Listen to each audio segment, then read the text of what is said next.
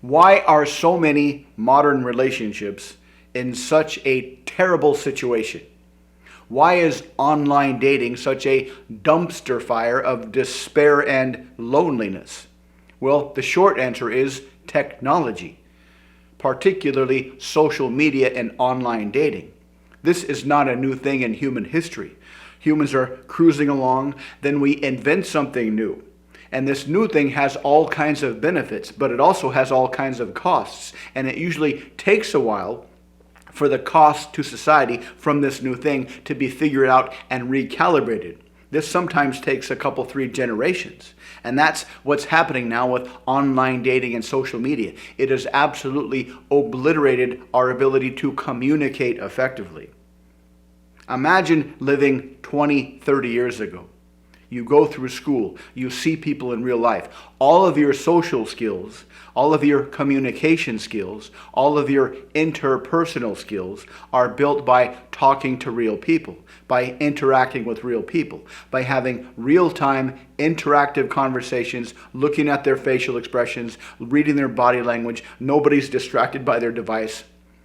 There's this idea in anthropology called a Dunbar number by Robin Dunbar, who came up with the idea. And the idea is that we have space in our heads for maybe 100 and 150 people that we can keep track of. And we can keep track of all their information, and we recall all their information as soon as we see them. Back in the day, our Dunbar number was filled up with real people from real life. Everybody in our Dunbar number, we knew what they looked like. We knew what they sounded like. We knew what their personality was. We knew what their reputation was through our social circle. And so if you had any kind of sexual or romantic fantasy back in the day, you necessarily had to use people that were in your Dunbar number to imagine being in a relationship with somebody, to imagine having sex with somebody. And this meant that you had realistic expectations. The fantasy was very, very realistic because it was based on people that you met in real life. Now, you could fantasize relationship-wise or sexual-wise with someone you saw on TV or in a magazine, but people on TV or people in magazines were so far out of touch, so far out of reach, it would be absolutely unrealistic to really believe you have a chance with them. And so that's why back in the day, nobody really worried so much about having fantasies about movie stars, because everybody knew that it wouldn't happen. We were forced to only think in terms of who we could be in a relationship with the people in our Dunbar number, which were people that we saw on a day-to-day basis. So we had realistic expectations in the past, and we had much stronger social skills, much stronger communication skills. Now imagine life today. People grow up with social media. People grow up with smartphones and texting. And so a lot of our communication, a lot of our social instincts are being expressed very, very superficially. Think of it as if we have social instincts that need to be fed, just like our hunger instincts. Back in the day, we fed our social instincts with real-life communication with real-life people. But today, a lot of us satisfy our social instincts with artificial communication with artificial people. And the people that we see online, the people that we see through social media, they are not really real people. They're artificial people because the social media algorithms present us with people that are the most beautiful people in the world. And because we can send them DMs and they can maybe send us DMs back, we actually believe that these people belong in our Dunbar number. So the modern human's Dunbar number is populated by people that are mostly artificial. And to the extent that we do know them through social media, we only know their most superficial aspects. We don't know anything about their interpersonal personality. We don't know anything about their real reputation. We don't know how they sound or how they talk or how they respond in a conversation to various attempts at humor. And because our social skills are much weaker than before, we have weaker social skills, and our Dunbar number is filled up with mostly artificial people. And there's a whole lot of opportunity cost today. A study has shown that people that are heavy users of social media have more relationship problems. Because when you get into a relationship, there's all the opportunity costs which represent the people that you could be in a relationship with. Back in the day, this was everybody in your social circle. And so there wasn't a lot of opportunity costs back in the day. Today, everybody on social media, everybody that you see on online dating is an opportunity cost that pulls your attention away from your main relationship. And back in the day, because having multiple partners wasn't so accepted, relationships were much more scarce. And because they were more scarce, they were much more valuable. Everything that is scarce becomes more valuable. And so if you think of relationships as being much more valuable, you'll be much more willing to put in the work to maintain a strong relationship, to work through the problems that come up. But today, because relationships are kind of disposable, as soon as you run up to a problem in a relationship, you just get rid of it and get a new one. So that everything is backwards today as it was a few years ago or 10, 20 years ago.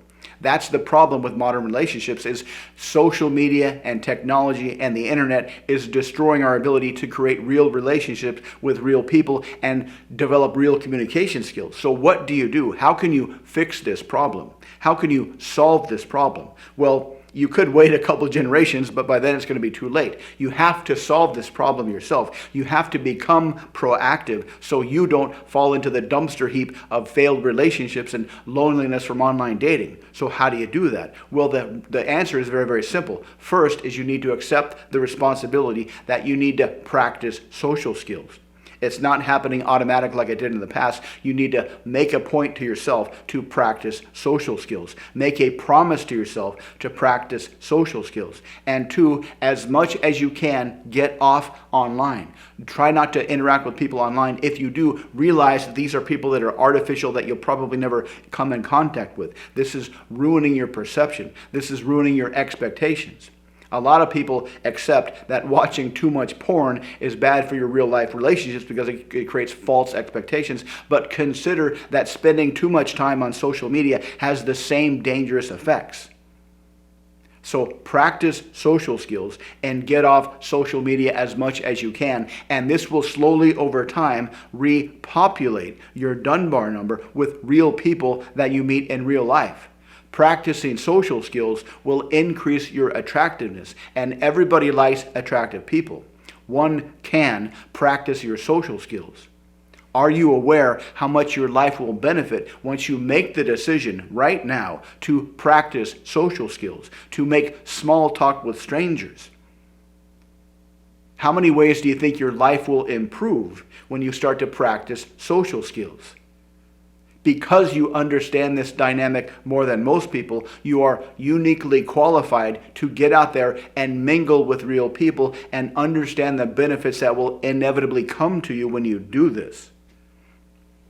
The more you practice social skills, the stronger your social skills will become, and you'll start to feel an attraction to other people because after all, practicing social skills, making small talk with real people in real life is feeding your social instincts. And that feels good, just like feeding your hunger instincts. So pretty soon you'll cross a threshold where you will feel a magnetic pull to talk to other people, to get into conversations with other people.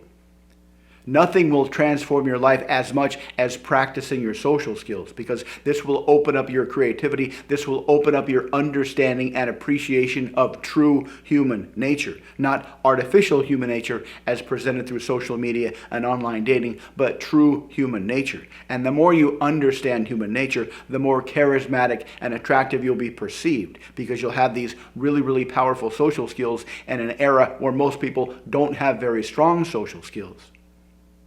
Imagine if you started to do this 6 months ago. Imagine what your life would be like today had you started a few months ago to practice social skills and get off social media. This is what is waiting for you if you make the decision now to practice social skills, to make small talk. Now, I'm not recommending that you go out and spam approach everybody that you see.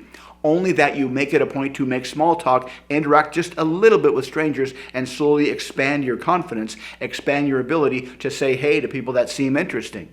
You can go at your own rate. You don't have to go really, really fast. Just do whatever feels comfortable. And once you start to realize that social skills, building social skills, and reconnecting with humanity through other people in real life is the singular most powerful thing you can do to improve yourself, to improve your communication skills, to improve your marketability, to improve all aspects of your life.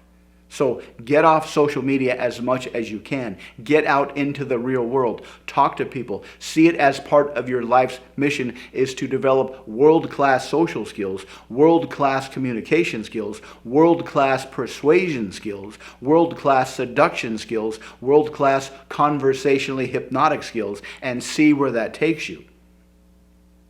Let me know if you have any questions in the comments. If you'd like to learn more about how to significantly improve your social skills, check out the links below. Thank you very much for watching. Please like and subscribe, and I'll see you next time.